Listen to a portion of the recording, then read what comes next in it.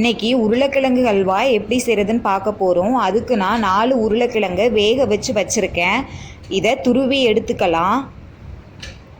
துருவி எடுத்ததுக்கு அப்புறமா கடாயை அடுப்பில் வச்சு தேவையான அளவு நெய் சேர்த்துடலாம். நெய் சூடானதுக்கு அப்புறமா நம்ம துருவி வச்சுருக்க உருளைக்கிழங்கை சேர்த்துடலாம்.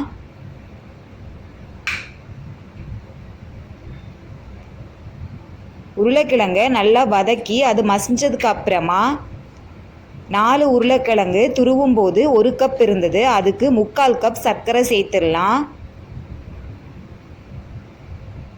சர்க்கரை சேர்த்துட்டு அது நல்லா உருகி வரும்.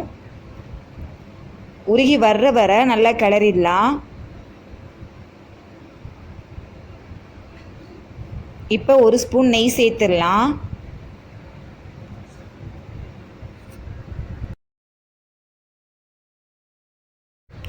அடுத்ததாக நல்லா சுருண்டு வர நெய் சேர்த்து வதக்கிட்டே இருக்கலாம்.